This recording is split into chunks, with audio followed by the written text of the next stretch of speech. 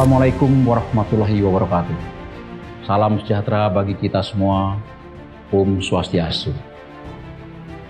Rekan-rekan sekalian, perbaikan pemerintahan dan sistem manajemen merupakan agenda penting dalam sebuah reformasi birokrasi yang sedang dijalankan oleh pemerintah saat ini. Kita tahu, berdasarkan Peraturan Presiden Nomor 29 Tahun 2014 tentang Sistem Akuntabilitas Kinerja Instansi Pemerintahan atau SAKIP. Sepanjang ini kita telah melakukan evaluasi untuk menilai tingkat akuntabilitas kinerja ataupun pertanggungjawaban atas hasil outcome dari penggunaan anggaran dalam rangka mewujudkan pemerintahan yang berorientasi kepada hasil atau result oriented government, serta memberikan saran perbaikan yang diperlukan nantinya. Dari hasil evaluasi menunjukkan bahwa institusi TNI memperoleh nilai 62,94. Ini berada pada predikat B. Penilaian tersebut menunjukkan bahwa tingkat efektivitas dan efisiensi penggunaan anggaran kita relatif baik jika kita bandingkan dengan capaian kinerjanya. Hal ini tentunya disebabkan oleh pembangunan budaya kinerja dan birokrasi dalam penyelenggaraan pemerintahan yang berorientasi pada hasil di tubuh TNI sudah mengarah pada hasil yang lebih baik. Rekan-rekan sekalian, dari hasil evaluasi masih terdapat 5 aspek yang perlu kita benahi. Pertama, secara umum penerapan budaya kinerja di lingkungan TNI belum mengalami perbaikan yang signifikan. Yang kedua, dalam penyusunan perencanaan Renstra masih berisi program dan indikator program yang belum berorientasi kepada hasil. Dan yang ketiga, penyelarasan kinerja secara berjenjang belum dimanfaatkan untuk mewujudkan efisiensi suatu anggaran. Dan yang keempat, evaluasi yang dilakukan terhadap program masih sebatas pelaksanaan kegiatan dan penyerapan anggaran. Dan hal ini belum menyimpulkan keberhasilan sebuah program. Dan yang kelima, laporan kinerja kita masih belum seluruhnya memberikan analisis capaian kinerja. Untuk mewujudkan akuntabilitas kinerja yang baik, diperlukan komitmen kita bersama untuk merubah budaya kinerja, penyusunan perencanaan yang efektif, penyelarasan kinerja secara berjenjang, analisa program dan kegiatan, serta pelaporan yang baik atas capaian suatu kinerja. Hal yang sangat penting untuk mengetahui serta mempedomani sistem akuntabilitas kinerja administrasi pemerintahan dan penyusunan laporan kinerja agar akuntabilitas kita tidak diragukan. Akuntabilitas merupakan kata kunci dari perwujudan tanggung jawab instansi pemerintah dalam mengelola sumber daya dan melaksanakan kebijakan yang dipercayakan. Dalam upaya mewujudkan reformasi birokrasi, pemerintah telah membentuk sistem akuntabilitas kinerja instansi pemerintah atau SAKIP yang tertuang dalam Peraturan Presiden Nomor 29 Tahun 2014. SAKIP merupakan rangkaian sistematik dari berbagai aktivitas, alat dan prosedur yang dirancang untuk tujuan penetapan serta pengukuran, pengumpulan data, pengklarifikasian, pengikhtisaran, dan pelaporan kinerja dalam rangka pertanggungjawaban kinerja instansi pemerintah untuk mewujudkan pemerintahan yang baik dan terpercaya. Penyelenggaraan SAKIP ini dilaksanakan untuk menghasilkan sebuah laporan kinerja yang berkualitas serta selaras dengan tahapan-tahapan meliputi perencanaan strategis, perjanjian kinerja, pengukuran kinerja, pengelolaan kinerja, laporan kinerja, review, dan evaluasi kinerja. Apa yang terjadi apabila sebuah organisasi tidak mempedomani SAKIP? Ya, bersiaplah untuk gagal jika mengelola organisasi tanpa SAKIP.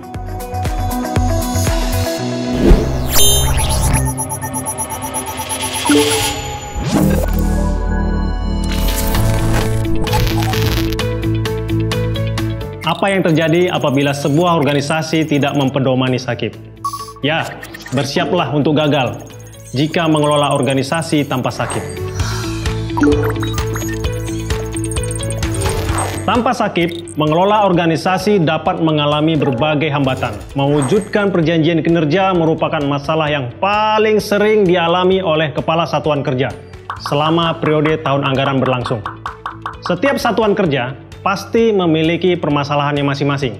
Jika ini tidak direncanakan dengan benar, anggaran yang diturunkan akan menghasilkan kerja yang kurang terkoordinir serta tidak terkoordinasi dengan baik, sehingga kegiatan yang dilaksanakan tidak efisien, tidak efektif, dan tidak berdampak bagi organisasi.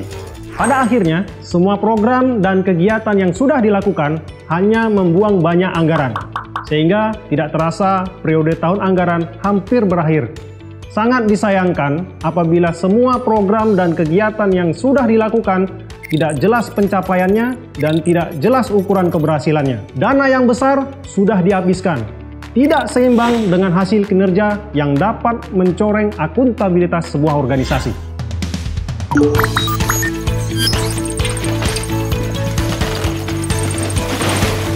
Ya, inilah hasil kerja tanpa SAKIP. Oleh sebab itu, SAKIP sangat penting dalam membantu sistem perencanaan, sistem penganggaran, dan sistem manajemen kinerja. Seluruh program dan kegiatan akan lebih terukur, terintegrasi dengan baik jika Kasatker menerapkan SAKIP dalam pelaksanaan program kerja anggarannya. Unit organisasi TNI Angkatan Darat juga harus menentukan prioritas utama program, dan setiap prioritas harus memiliki ukuran kinerja serta target yang jelas. Penguraian masalah, cascading, dilakukan dengan membuat program untuk memecahkan masalah. Setelah program terbentuk, program dapat dilaksanakan oleh Kotama, Balakus, Satker di jajaran TNI Angkatan Darat. Perlu juga dilakukan evaluasi pemangkasan program dan kegiatan yang dinilai kurang efisien sesuai dengan penyelesaian masalah atau sasaran strategis yang menjadi prioritas. Monitoring evaluasi pun dilakukan agar program yang menjadi prioritas dapat terukur sesuai dengan target pencapaian. Bagi seorang Kasatker, SAKIP akan berguna untuk bisa mengukur setiap program dan kegiatan atau kinerja yang dilakukan masing-masing satuan kerja. Selain itu, sistem ini juga dapat dijadikan sebagai tolak ukur untuk mempertanggungjawabkan anggaran yang telah digunakan.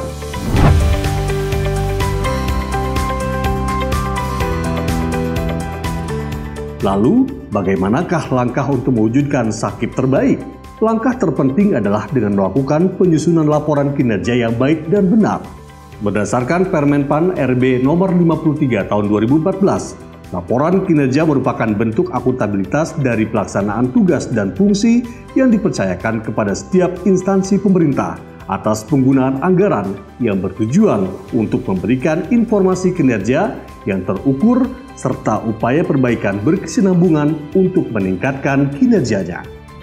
Sebelum menyusun laporan kinerja, sangat penting untuk memahami siklus penyusunannya. Penyusunan LKIP dimulai dari rencana strategis, perjanjian kinerja, pengukuran kinerja, pengelolaan data kinerja, dan pelaporan kinerja secara periodik, serta pelaksanaan review dan evaluasi kinerja.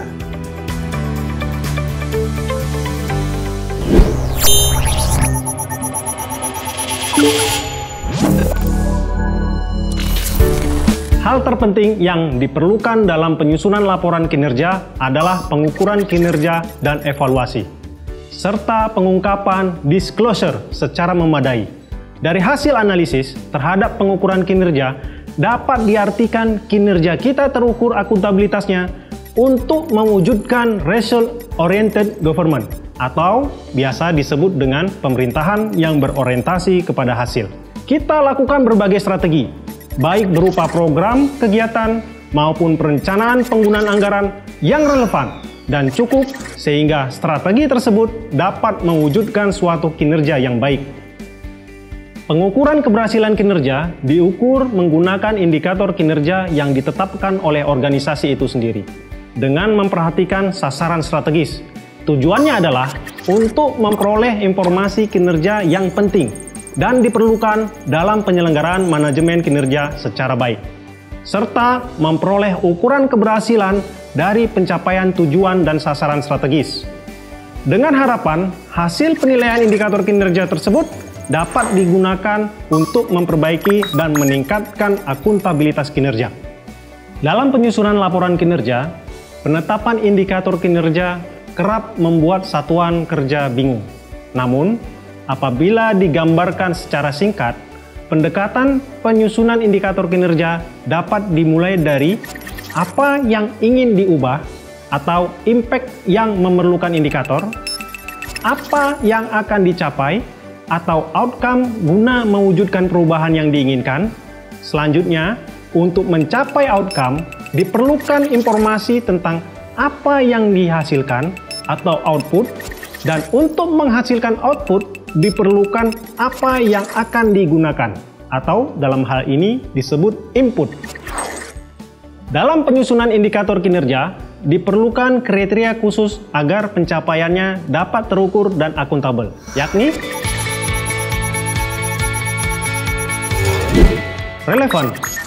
Indikator yang disusun terkait secara logik dan langsung dengan tugas organisasi, serta turut merealisasikan tujuan dan sasaran strategis organisasi. Well defined. Definisi indikator jelas dan tidak bermakna ganda, sehingga mudah untuk dimengerti dan digunakan. Measurable. Indikator yang digunakan diukur dengan skala penilaian tertentu yang disepakati, dapat berupa pengukuran secara kuantitas, kualitas, atau harga. Appropriate. Pemilihan indikator yang sesuai dengan upaya peningkatan pelayanan kinerja. Reliable. Indikator yang digunakan akurat dan dapat mengikuti perubahan tingkat kinerja. Verifiable.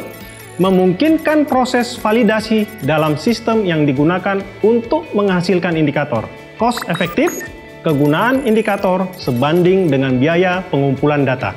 Setelah memahami bagaimana kedudukan laporan kinerja dalam SAKIP, apa dan bagaimana menyusun indikator kinerja yang baik, maka selanjutnya kita baru bisa menyusun laporan kinerja. Agar dapat menyajikan laporan kinerja yang baik, maka perlu dipedomani langkah-langkah penyusunan sebagai berikut.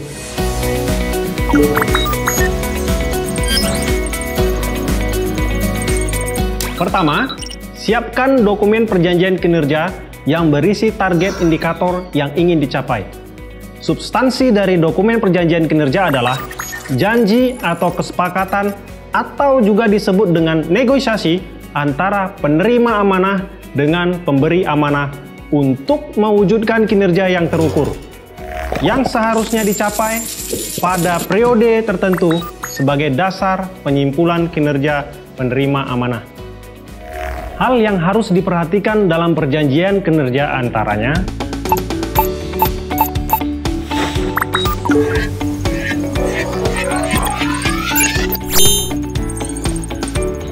yang diperjanjikan atau yang disepakati adalah kinerja atau hasil atau kondisi yang seharusnya terjadi. Identifikasi adanya kinerja atau outcome yang harus terjadi akibat dari kegiatan dan penggunaan anggaran pada periode tahun anggaran berjalan dan tahun anggaran sebelumnya. Kinerja yang seharusnya terjadi juga tidak terbatas hanya pada anggaran instansi yang tersedia di tahun itu saja. Dan yang utama adalah pada apa yang harus terjadi karena ada entitasnya kita. Kedua, dokumen capaian kinerja atas target yang telah ditetapkan beserta analisis penyebab keberhasilan atau kegagalan atas peningkatan atau penurunan kinerja serta alternatif solusi yang telah dilakukan maupun yang akan dilakukan ke depannya. Dan ketiga, dalam penyusunan laporan kinerja tentu terdapat sistematika yang harus dipedomani agar dokumen yang dibuat sesuai dengan regulasi yang berlaku. Jika seluruh bahan tersebut sudah lengkap, maka selanjutnya dapat disusun dengan sistematika penyusunan yang mempedomani Permenpan RB nomor 53 tahun 2014 dan Perkasat nomor 774 9 Romawi 2016. Bab 1. Pendahuluan. Dalam bab ini menyajikan informasi tentang penjelasan umum organisasi yang di dalamnya termuat latar belakang permasalahan atau isu-isu strategis yang dihadapi oleh organisasi, kedudukan, tugas, dan fungsi organisasi, struktur organisasi, dan sistem penyajian laporan kinerja. Untuk dapat mengisi bab ini, yang menjadi dasar rujukan adalah dokumen organisasi dan tugas atau orgas satuan masing-masing. Bab 2. Perencanaan kinerja. Pada bab ini diuraikan tentang ringkasan atau ikhtisar perjanjian kinerja tahun yang bersangkutan. Substansi dari perjanjian kinerja itu sendiri adalah proses merencanakan kinerja atau merencanakan hasil dan atau keadaan terukur yang seharusnya terjadi sesuai dengan core bisnisnya, dan atau merencanakan strategi yang cukup memadai untuk memastikan pencapaian tujuan sasaran strategis. Perjanjian kinerja harus disusun setelah suatu instansi pemerintah telah menerima dokumen pelaksanaan anggaran, paling lambat 1 bulan setelah dokumen anggaran disahkan, di mana di dalamnya menyajikan indikator kinerja utama yang menggambarkan hasil-hasil yang utama dan kondisi yang seharusnya tanpa mengesampingkan indikator yang relevan. Sementara indikator kinerja utama atau IKU adalah alat ukur dari kinerja utama atau tujuan dan sasaran strategis yang menggambarkan bukti capaian kinerja utama yang relevan atau representasi. Format dari perjanjian itu sendiri berbeda antara tingkat UO TNI AD, Kotama Balakus, serta Satker. Bentuk contoh pengisiannya adalah sebagai berikut. Jika kemudian muncul pertanyaan, apakah perjanjian kinerja dapat dilakukan perubahan atau revisi ketika program sedang berjalan? Maka jawabannya adalah bisa, dengan beberapa persyaratan, yakni pertama, terjadi pergantian atau mutasi pejabat. Untuk persyaratan ini tidak mutlak harus dilakukan oleh jajaran Satker TNI Angkatan Darat selama indikator masih relevan dengan satuan atas. Kedua, terjadi perubahan dalam strategi yang mempengaruhi pencapaian tujuan dan sasaran. Dan yang ketiga, terjadi perubahan prioritas atau asumsi yang berakibat secara signifikan dalam proses pencapaian tujuan dan sasaran. Jika tidak memenuhi minimal satu dari persyaratan tersebut, maka perjanjian kinerja tidak bisa dirubah. Bab 3. Akuntabilitas kinerja. Bagian ini menjadi bagian yang terpenting dalam pelaporan kinerja. Secara garis besar, bab ini menyajikan informasi sebagai berikut. A. Pencapaian kinerja instansi. Pada subbab ini disajikan capaian kinerja organisasi untuk setiap pernyataan kinerja sasaran strategis organisasi sesuai dengan hasil pengukuran kinerja organisasi, beserta analisis keberhasilan dan kegagalan atas peningkatan atau penurunan serta alternatif solusi yang telah dilakukan maupun yang akan dilakukan ke depannya. Datanya dapat diperoleh dari dokumen evaluasi program kerja satuan masing-masing dan sumber dokumen lainnya yang relevan. Untuk setiap pernyataan kinerja sasaran strategis tersebut, dilakukan analisis capaian kinerja sebagai berikut. Pertama, membandingkan antara target dan realisasi kinerja tahun ini. Kedua, membandingkan antara realisasi kinerja serta capaian kinerja tahun ini dengan tahun lalu dan beberapa tahun terakhir. Apakah memungkinkan terjadi bahwa target yang dicapai tahun ini ternyata tidak ada dalam target capaian tahun sebelumnya? Hal tersebut sangat mungkin terjadi. Contohnya, ketika terjadi pergantian target indikator kinerja dari tahun sebelumnya. Jika ini terjadi, maka solusinya adalah dengan menuliskan realisasi dengan NA atau membubuhkan tanda strip atau negatif. Ketiga, membandingkan realisasi kinerja sampai dengan tahun ini dengan target jangka menengah yang terdapat dalam dokumen perencanaan strategis organisasi. Dan keempat, membandingkan realisasi kinerja tahun ini dengan standar nasional jika ada.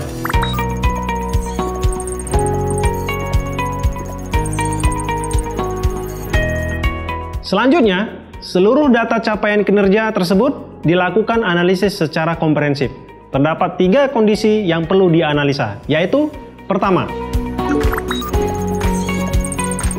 dilakukan analisis penyebab keberhasilan atau kegagalan atau peningkatan atau penurunan kinerja serta alternatif solusinya, agar permasalahan yang sama tidak terulang lagi. Kedua, dilakukan analisis atas efisiensi penggunaan sumber daya dalam upaya pencapaian target. Dan ketiga, dilakukan analisis baik program maupun kegiatan yang menunjang keberhasilan ataupun kegagalan dalam pencapaian perjanjian kinerja. B. Realisasi anggaran. Pada subbab ini diuraikan realisasi anggaran yang telah digunakan untuk mewujudkan kinerja organisasi sesuai dengan dokumen perjanjian kinerja. Bab 4. Penutup. Pada bab ini diuraikan simpulan umum atas capaian kinerja Satker serta langkah di masa mendatang yang akan dilakukan Satker untuk meningkatkan kinerjanya. Dan yang terakhir adalah lampiran. Setidaknya memuat perjanjian kinerja Satker tahun pelaporan, serta pernyataan telah direview oleh pihak APIP, dan lampiran lainnya yang dianggap perlu.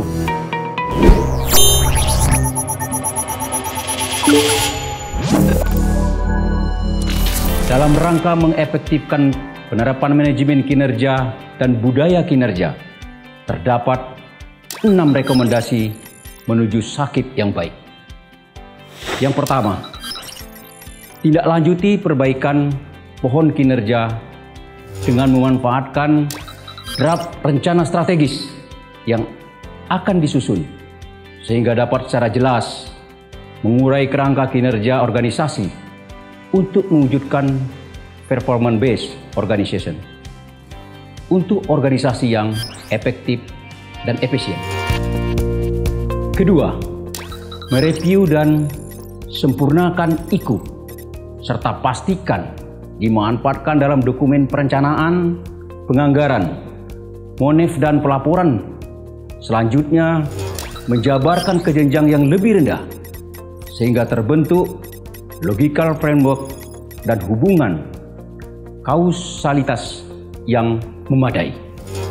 Yang ketiga, menyesuaikan proses bisnis, struktur organisasi, serta kualitas dan kapasitas sumber daya manusia prajurit dengan kinerja yang diharapkan, serta melakukan pengukuran dan monep atas IKU pada setiap jenjang dan mengkaitkannya dengan reward and punishment, sehingga hasil monitoring dan evaluasi capaian kinerja tersebut dapat dijadikan dasar pemberian tunjangan kinerja. Keempat, pastikan diterapkannya anggaran berbasis kinerja dengan mensyaratkan pertanggungjawaban kinerja atau hasil suatu outcome terlebih dahulu sebelum persetujuan anggaran. Hal tersebut dilakukan dengan review terhadap program, kegiatan, dan komponen penganggaran dengan mengacu pada penyempurnaan pohon kinerja. Hasil review ini harus dapat memastikan bahwa anggaran memang dialokasikan dengan prioritas untuk pencapaian sasaran strategis. Kelima, menguatkan komitmen seluruh pimpinan unit kerja di lingkungan TNI Angkatan Darat untuk mengoptimalkan pelaksanaan, monitoring, dan evaluasi capaian kinerja pada setiap jenjang organisasi secara periodik.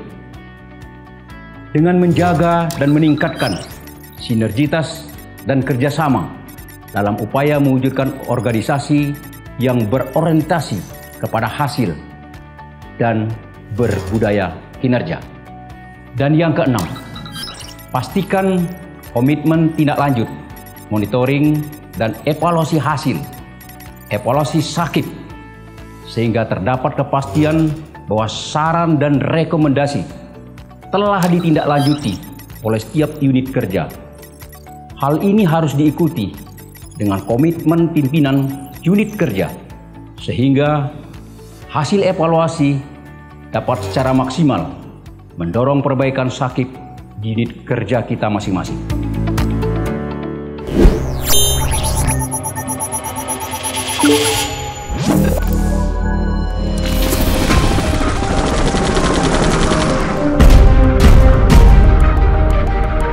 Dengan memperkuat komitmen dan terus berupaya dalam mengimplementasikan SAKIP sebagai penerapan manajemen kinerja, diharapkan TNI, khususnya TNI Angkatan Darat, dapat memperoleh nilai akuntabilitas kinerja lebih baik dan predikat zona integritas terbaik dapat segera diraih.